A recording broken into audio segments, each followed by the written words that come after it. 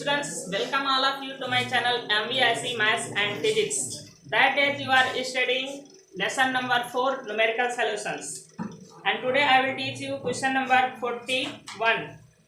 Question number 41 आपका numerical question है. आज 3 दिन हो गए सारे numerical करते हुए आपको ना, 4 दिन हो गए. numerical ही आपके 70 है तो टाइम तो लगेगा आपको. देखिए क्वेश्चन, ये इंपॉर्टेंट क्वेश्चन है क्योंकि इसमें आप कॉम्बिनेशन नहीं समझ पाएंगे कि किस कॉम्बिनेशन में है. किसी का हुआ, ये सॉल्व हुआ, किसी का नहीं हुआ.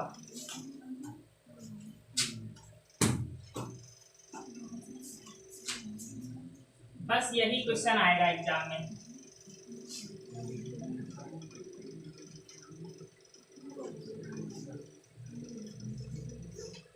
यहाँ पर जो सभी दिए हुए हैं 2, 5, 6 है. 2 आप माइक्रो लिख लीजिएगा, 5, 6 माइक्रोफैरड है, और ये आपका है 2 और 6 सब में माइक्रोफैरड लिख लीजिएगा. ठीक, ये कैपेसिटी इनकी दी हुई है.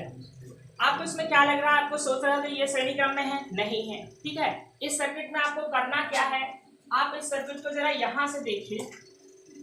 अगर हम यहाँ पर और नाम दे दें C और D, ये तो इस सर्किट को हम ऐसे भी बना सकते हैं.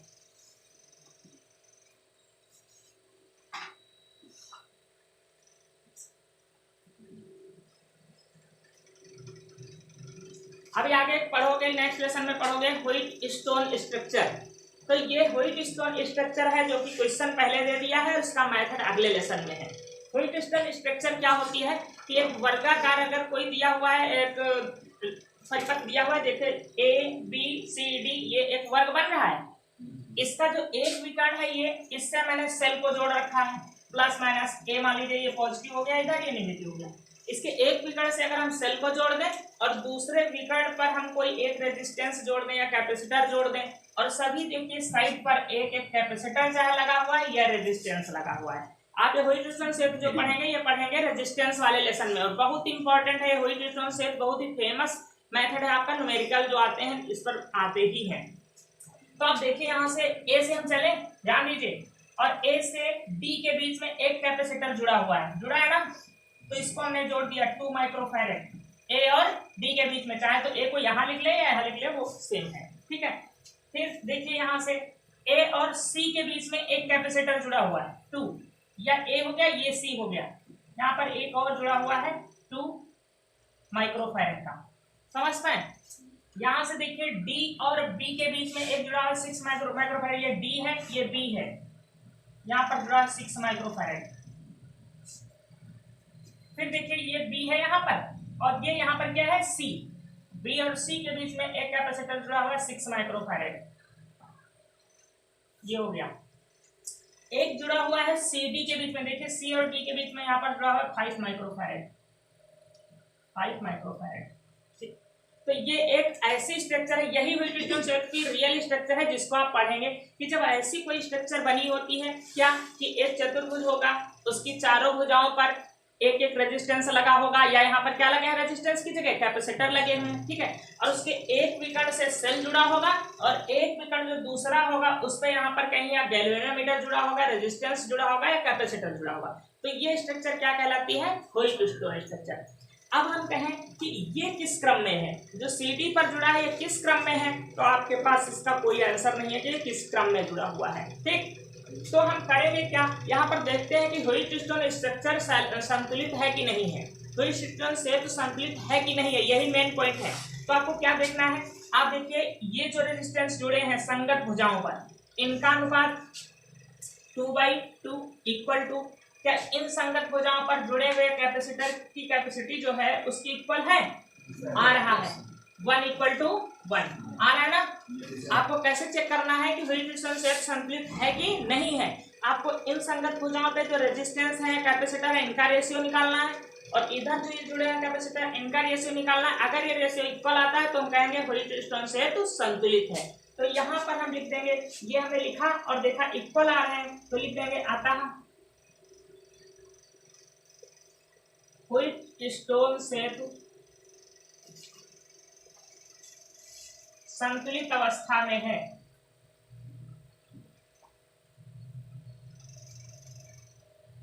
संतुलित अवस्था में कैसे चेक करेंगे, चेक करना पता होगा सबको। ये चेक करने का तरीका, कहीं भी ऐसी स्ट्रक्चर मिले तो पहले चेक करिए संतुलित है कि नहीं है। अब अगर ह्यूइटन सेट संतुलित होता है तो होता क्या है, इस वाले सर्किट में करंट ही नहीं जाता। ये जो बीच वाला सर्किट होता है इसमें करंट ही नहीं जाता, अर्थात इसको हम ऐड ही नहीं करेंगे। मान लीजिए सर्किट जुड़ा ही नहीं है, क्यों? क्योंकि ये किसी कॉम्बिनेशन में नहीं, आप क्या रहा था, ना पैरेलल ना सीरीज में। तो अगर ह्यूइटन सेट संतुलित हो जाती है तो ये जो विकर्ण होता है इसमें करंट ही नहीं जाता, अर्थात आप समझ लीजिए ये कैपेसिटर, ये रेजिस्टेंस जो भी यहाँ है वो जुड़ा ही नहीं है। समझ गए?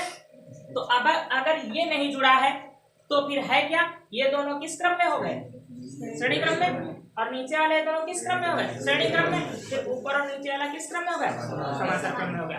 तो हम ये लिख देंगे, यहाँ पर क्या लिखेंगे देखिए, अतः ह्यूइटन सेट संतुलित अवस्था में है तो CD परिपथ में धारा का प्रवाह नहीं होगा। धारा मीन्स कौन सी धारा, हाँ पानी की धारा नहीं।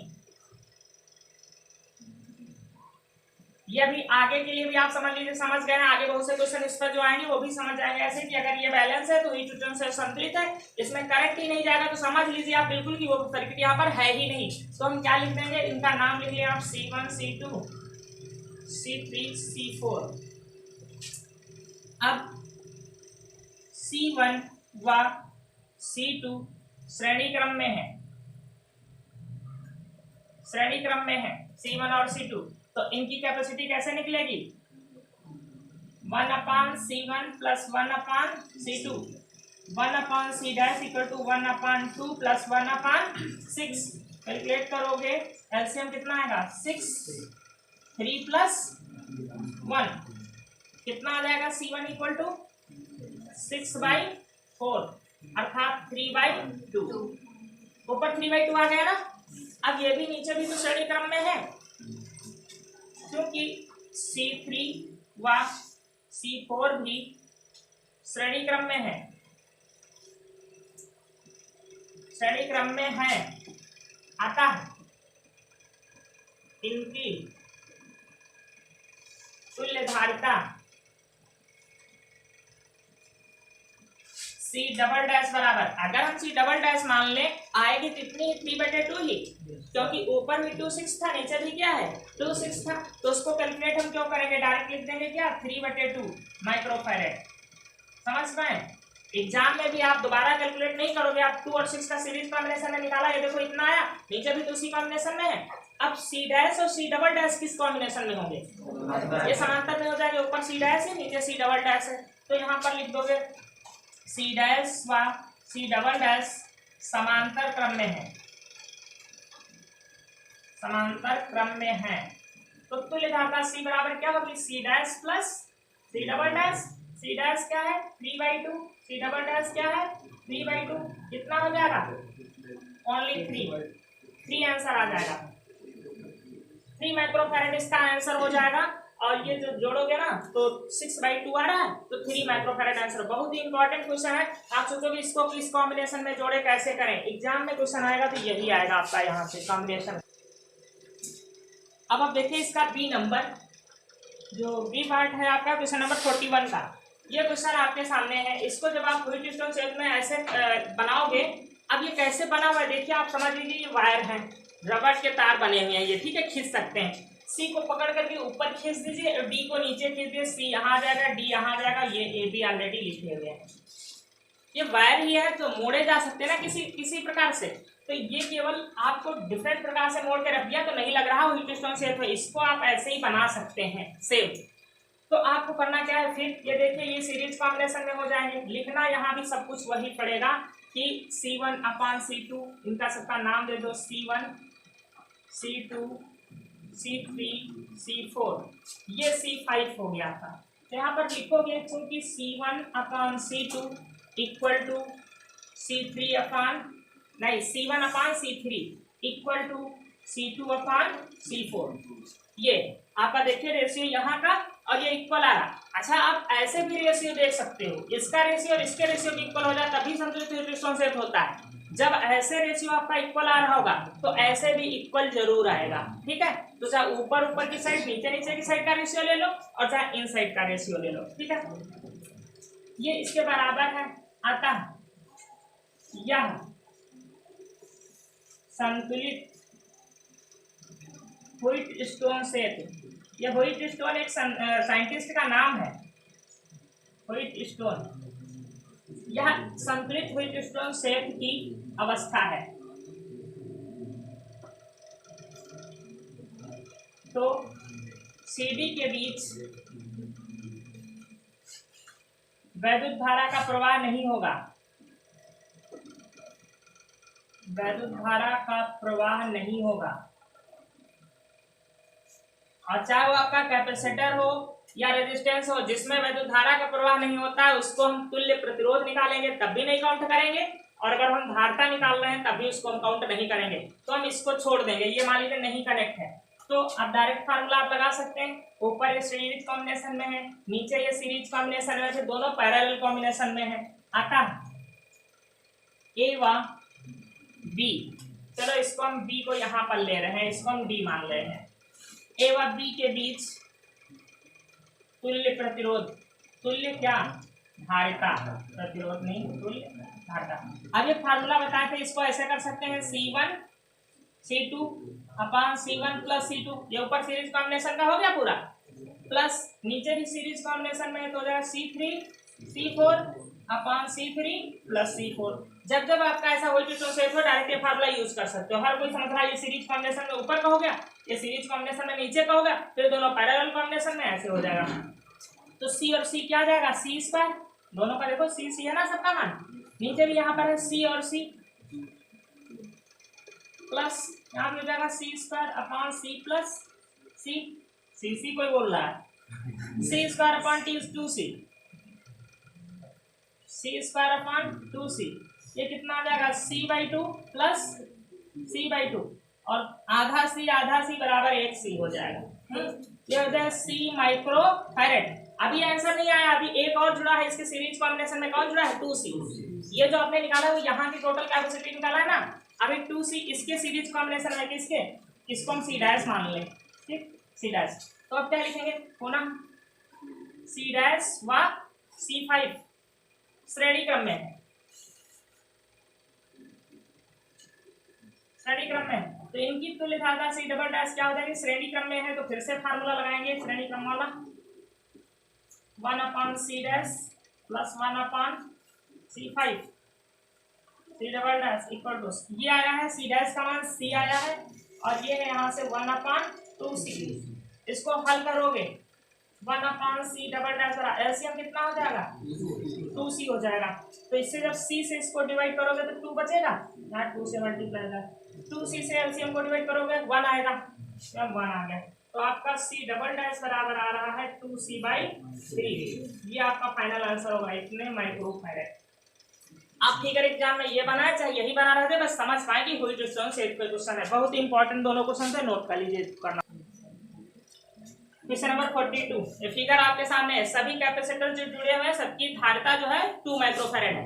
देखो 5 जुड़े हुए हैं कैपेसिटर, जैसे 5 हो, आपका दिमाग जाना चाहिए कहीं व्हिटस्टोन सेट तो नहीं है। अब देखिए ये कनेक्शन है, यहाँ से इन्होंने एक ये जो है ए इधर से कनेक्ट कर दिया, बी इधर से कनेक्ट कर दिया, इसको यहाँ पर कनेक्शन दिया, अगर ये कनेक्शन हम यहाँ से हटाकर यहाँ पर कर दें कोई दिक्कत है, अगर यहाँ से तार को जोड़ा, अगर यहाँ के बजाय यहाँ पर जोड़ दें, ये कनेक्शन इन्होंने यहाँ पर किया, अगर यहाँ के बजाय बी को यहाँ से जोड़ दें कोई दिक्कत, तो थोड़ा सा फिगर को चेंज किया, बस समझ में आ गए व्हिटस्टोन सेट तो है। देखो एक ये जुड़ा है, एक ये जुड़ा, एक ये और ये विकर्ण पे जुड़ा हुआ है, समझ पाए क्वेश्चन। और देखिए ये इसका अनुपात, ये इसका अनुपात 1:1 आ रहा, अनुपात बराबर है, कह दोगे CD के बीच धारा का प्रवाह नहीं होगा, या कहोगे CD के बीच जुड़ा हुआ जो संधारित्र है वो प्रभावहीन होगा। दो में से एक शब्द लिख सकते हो कि उसमें धारा ही नहीं प्रवाहित होगी, जब वैद्युत धारा नहीं प्रवाहित होगी तो प्रभावहीन हो जाएगा, ठीक। तो अब इसकी तुल्य धारिता निकालना है, तो समझ लीजिए ये क्या है, कनेक्ट ही नहीं है। सॉल्व कर लोगे, इसको लिख लोगे, सब कुछ लिख लोगे, क्योंकि यहाँ से इनका नाम तो देना पड़ेगा तभी लिखते बनेगा आपको। C1 C2 C3 C4 C5, जब तक नाम नहीं दोगे यहाँ लिख नहीं पाओगे। C1/C3 C2/C4, ये बराबर है, इसलिए यह संतुलित व्हिटस्टोन सेट है, लिख दोगे तो CD के भी धारा का प्रवाह नहीं होगा, ये प्रभावहीन हो जाएगा। अतः तुल्य धारिता अतः तुल्यधारता। अभी फार्मूला बताए थे क्या, C1 C2 upon C1 plus C2, ये ऊपर का सीरीज कॉम्बिनेशन में हो गया, नीचे का सीरीज कॉम्बिनेशन में ये हो गया C3 प्लस C4। फार्मूला भी सबको याद हो गया, ऊपर का सीरीज में नीचे का सीरीज में दोनों पैरेलल कॉम्बिनेशन में दोनों को जोड़ दिया, ठीक है। टोटल धारता इसको C डैश मान लिया, वैल्यू रख दोगे कल होगा 2 और 2 रखोगे 4 हो जाएगा, नीचे भी 2 2 रखोगे 4 हो जाएगा, 2 और 2 यहाँ भी 4 हो जाएगा, यहाँ भी 4 हो जाएगा, 1 प्लस 1 बराबर 2 माइक्रोफैरड, ये इसका आंसर हो गया। बहुत ही सरल क्वेश्चन है आपके लिए। देखिए ये आपका क्वेश्चन नंबर 43 में आपको ये इतने रेजिस्टेंस जुड़े, अगर 5 जुड़े होते तो हम ध्यान देते हो सकता है हीटेड से, लेकिन ऐसा कुछ नहीं है। आप क्या करेंगे कि इस फिगर को थोड़ा सा आप बदल करके अगर देखिए, चलिए इनको पहले हम देखते हैं, ये दोनों किस कॉम्बिनेशन में आपको लग रहे हैं, ये पैरेलल है क्योंकि देखो बीच से कनेक्ट है वायर ना, ये बीच से ये वायर यहाँ पर कनेक्ट है, देखो यहाँ से अगर करंट आ रहा है तो एक ये ब्रांच हो गई, एक ये ब्रांच हो गई, जब 2 ब्रांच हो जाएंगी दोनों किस क्रम में हो गए, पैरेलल हो जाएंगे। तो यहीं से हम अगर शुरू करें C1 और C2 ये किस कॉम्बिनेशन हो जाएंगे, समांतर क्रम में हो जाएंगे। अब इनको देखिए जरा, एक ब्रांच ये देखो है, दूसरी ब्रांच ये है, तो ये किस क्रम में है, समांतर क्रम में। अच्छा इसको देखें, एक ब्रांच ये चली आ रही, एक ब्रांच ये अलग वायर है, तो ये दोनों किस क्रम में हो गए, ये इसके समांतर क्रम में, ये इसके समांतर क्रम में, अर्थात तीनों हो गए समांतर क्रम में, ठीक। तो C1 C2 ये हो गया C3 C4 C5 and C6। तो चाहे जहां से आप शुरू कर सकते, चाहे पहले कर दीजिए C3 C4 C5 समांतर क्रम में है, यहाँ से शुरू कर दीजिए, और चाहे कहे C1 और C2 समांतर क्रम में है, यहाँ से हम शुरू कर दें। तो हम कहेंगे चूंकि C1 व C2 समांतर क्रम में है, एग्जाम में जो क्वेश्चन आया है वो बड़ा कभी नहीं हो सकता, समांतर क्रम में है, तो इनकी तुल्यधारता C डैश बराबर क्या होगी, समांतर क्रम में दोनों जोड़े जाते हैं, तो यहाँ पर 5 और 4 ये जोड़ा जाएगा, C1 plus C2 5 plus 4 equal to 9 microfarad. अब हम क्या इस यहाँ से थोड़ा सा फिगर को मिटा दे रहे हैं, ये दोनों जुड़ करके एक बन गए हैं, तो यहाँ पर केवल एक धारता बची है C डैश, और वो है कितनी, 9 माइक्रोफैरड। ये समझ गए, यहाँ पर भी था। अब ये तीनों पैरेलल कॉम्बिनेशन में कैसे जानते हैं, ब्रांच जैसे यहाँ से एक से देखे, एक ये ब्रांच आ गई, एक ये ब्रांच, दो अलग अलग शाखाएं हो गई। यहाँ से अगर देखें ये अलग शाखा, ये अलग शाखा, यहाँ देखें कि करंट फ्लो जब होगा तो बट जाएगा कि नहीं। अगर यहाँ तक करंट आ रहा है 4 एम्पीयर, तो बटेगा, कुछ इधर जाएगा कुछ इधर जाएगा, तो समझ लो पैरेलल कॉम्बिनेशन में है। तो यहाँ पर C3 C4 C5 C3 C4 C5 समांतर क्रम में है, समांतर क्रम में है, तो इनकी तुल्यधारता C डबल डैश मान ले, तो ये भी जुड़ जाएंगे, कितना आ जाएगा 6 3 2, ये हो गया 11 माइक्रोफैरड, ठीक है। तो ये जब तीनों का मैंने निकाल लिया है, तो ये तीनों यहाँ से हटा रहे हैं हम, तो सोचो ये सब फिगर भी गायब हो गया, ये गायब हो गया, और यहाँ पर एक संधारित्र केवल बचा है जिसकी धारता क्या है, 11 माइक्रोफैरड। अब ये तीनों किस कॉम्बिनेशन में हो गए, श्रेणी क्रम में हो गए। लिख दोगे C डैश कामा C डबल डैश कामा C6 श्रेणी क्रम में है, श्रेणी क्रम में है, तो तुल्यधारता 1/C equal to 1/C6 1/C dash C double dash, या C6 लिखा हुआ, 1/C इक्वल टू ये हो जाएगा 8 प्लस C1 क्या है 9 और ये 11, इसका एलसीएम बताओ क्या आएगा। देखो कोई किसी से डिवाइड तो होगा नहीं, जब कोई किसी से डिवाइड नहीं होता तो सबको मल्टीप्लाई कर लो, एलसीएम हो जाता है, तो 11 9 ये 99 हो जाएगा, इसको 8 से और गुणा कर लो, कितना हो जाएगा 8 9 72 7 72 और 7, सही है ना। तो इसका एलसीएम हो जाएगा 792, इसको इससे भाग करोगे तो 99 आएगा, ये 99 आएगा। जब इससे इसको भाग करोगे तो कितना बचेगा 88 बचेगा, इससे इसको भाग करोगे तो 72 बचेगा। ये सब भाग कैसे, जैसे इससे इसको भाग कर रहे हैं तो इन दोनों को गुणा कर लीजिए वही बचेगा, इससे इसको भाग कर रहे हैं तो 8 और इसको गुणा कर लीजिए वही बचेगा, उससे भिन्न तो सबको हल करना आता होगा। 11 से इसको भाग करेंगे तो 8 और 9 को गुणा कर लीजिए 72 वही पर बचेगा, ठीक। 1/C इक्वल टू, अब इसको जोड़ो तो कितना आ जाएगा 10 9 कैरी कितना हुआ 1 7 1 8 8 16 16 और 9 हमको नहीं पता। अब अगर आंसर ना आए तो आपकी समझ लीजिए आपकी नहीं हमारी कैलकुलेशन कहीं मिस्टेक हो गई। आ गया ना, तो ये आपका आंसर होगा। आपको फिर यहाँ पर थोड़ा सा कठिन था, बाकी पूरा क्वेश्चन कठिन नहीं था। समझाना ना हो 2-3 मिनट में आप लोग कर सकते हो इसको। आपका क्वेश्चन है 46 से फिगर, इसको अर्थ से कनेक्ट कर दिया है, मीन्स यहाँ पर जो वोल्टेज होगा वो कितना हो जाएगा 0। यहाँ पर वोल्टेज भी इक्वल टू गया 0। और ए पर शायद बोला है विभव को दिया है, कहाँ गया क्वेश्चन, हाँ ए पर 1500 वोल्ट है, यहाँ पर 1500 वोल्ट है। तो कहने का तात्पर्य ये है कि इस पूरे सर्किट में इन दोनों बिंदुओं के बीच अगर विभवांतर कहें, जिसको आप वोल्टेज डिफरेंस कहते हैं, वो कितना है, पोटेंशियल डिफरेंस 1500 हो जाएगा। आप इससे इसको घटाओगे ना तो पोटेंशियल डिफरेंस कितना आ जाएगा, 1500 वोल्ट का आ जाएगा। जैसे बैटरी है, एक प्लस प्लेट है 12 वोल्ट है, और जो माइनस वाली इस पर कितना है 0 है, तो कहने के बीच पोटेंशियल डिफरेंस कितना है, विभवांतर कितना है, तो 12 आएगा। 12 में से 0 को घटाओ तो आपको विभवांतर पता है, और आपको यहाँ का वोल्टेज निकालना है, पी पर विभवांतर जो होगा वो कितना होगा। तो आपको इन दोनों के बीच में विभवांतर निकाल लेना, इधर तो 0 है, यहाँ का विभवांतर आपका आ जाएगा। समझ रहे हैं, जब पी का विभवांतर पूछा है तो समझ लो इन दोनों के बीच आप विभवांतर निकाल लो। ठीक, यहाँ का 0 है, जो भी होगा वोल्टेज कहाँ का होगा, पी का होगा। अब यहाँ का विभवांतर निकालने के लिए हमको यहाँ की कैपेसिटी निकालनी पड़ेगी, टोटल आवेश निकालना पड़ेगा, तब सब कुछ हो पाएगा। तो हम यहाँ की पहले धारता निकालें। अगर हम 60 में समझा दें कि ये किस क्रम में है, समझ रहे हैं 60 में, तो इसका जब आप जोड़ोगे तो हम बोले थे आधा हो जाएगा, तो सी डैश बराबर 5/2 2.5 आएगा। समझ गए सब लोग, ये श्रेणी क्रम में है, मानन की तुल्य धारता सी डैश है, तो 1/c डैश बराबर 1/5 प्लस 1/5, कैलकुलेट करने पर कितना आ जाएगा 2.5। अब ये दोनों किस कॉम्बिनेशन में है, पैरेलल कॉम्बिनेशन में है। तो जब हम यहाँ की टोटल धारता जोड़ेंगे, यहाँ की टोटल धारता, तो समांतर क्रम में कितनी आ जाएगी इनकी, सी डबल डैश बराबर 3.5। ये शायद सब लोग समझ पा रहे हो इतना, ये 3.5 हो गया। अब बचा कौन सा कैपेसिटर के लिए बचा है ना, अब 3.5 और 3.5 फिर से किस कॉम्बिनेशन में हो गए, ये है 3.5 और ये 3.5 श्रेणी क्रम में, तो अब इसका भी आधा हो जाएगा। तो लिखेंगे तुल्य धारता जो आपकी आएगी, पहले तो चलो हम ये पी और बी के बीच की बता दें, पी व बी के बीच तुल्य धारता सी डबल डैश बराबर आ गई 3.5। इसकी हमको जरूरत पड़ेगी बी और डी के बीच की धारता की, इसलिए अब टोटल धारता कितनी होगी, ए व बी के बीच,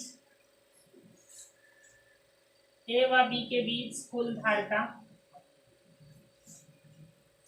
अब ये श्रेणी क्रम में है, तो सी ट्रिपल डैश अगर आप करेंगे क्या करेंगे, 1/3.5 और ये वाली भी करेंगे यहाँ पर 3.5, तो आपका सी ट्रिपल डैश आ जाएगा 3.5/2, कितने माइक्रोफैरड। क्या ये चीजें समझ पाए, हमको तुल्य धारता नहीं निकालना है ये, जबकि निकालना पड़ेगा। पहले तुल्य धारता निकली, हमको ये भी धारता की जरूरत थी, ये भी निकाल लिए। अब हमको निकालना फिर कुल आवेश कितना प्रवाहित होगा। हाँ, पूरे परिपथ में या ए बी के बीच कुल आवेश Q बराबर क्या होता है, सी। ठीक है, तो ये सी यहाँ पर कौन सा होगा, ट्रिपल डैश वाला जो आपने फाइनली निकाला है, यहाँ पर जो लास्ट में आपने निकाला, तो ये कितना आया है 3.5/2। और वोल्टेज का मतलब है वोल्टेज डिफरेंस जो टोटल है 1500 माइनस 0 1500, ये से डिवाइड होगा कितना बनेगा 750। मल्टीप्लाई करो जरा इसको, मल्टीप्लाई करो, देखो कितना है 75035, कितना है 0 25 का 5, अरे कैलकुलेटर से करो। देखा पर धारता थी माइक्रोफैरड में, ये है वोल्ट में। हमने कहा था एक में जब माइक्रो लगा होगा तो आंसर माइक्रो में आएगा, और दोनों में अगर माइक्रो लगा होता तो आंसर किस में आ जाता, पिको में आ जाता। आंसर डबल 10⁻⁻6 हो जाता। इतने माइक्रोफैरड कुल आवेश इसमें प्रवाहित हो रहा। अब ध्यान दीजिए, ये आवेश यदि इधर से आ रहा है तो इस वाले पे आवेश पूरा जाएगा, इस पूरे परिपथ में इसके बीच में जो आवेश आएगा वो यही आएगा, 26-25 ही आएगा। इसके बीच में जो आवेश आएगा वो 26-25 माइक्रो कूलाम ही आएगा। बस होगा क्या कि कुछ आवेश इधर डिस्ट्रीब्यूट होकर के आ जाएगा, कुछ इधर से आ जाएगा, और यहाँ पर फिर से मिलकर क्या हो जाएगा 26-25 हो जाएगा। तो अगर हम कहें पी व बी के बीच में कुल कितना आवेश प्रवाहित हो रहा है, तब भी यही है। अगर कहें ए और पी के बीच में आवेश कितना है, तब भी यही है।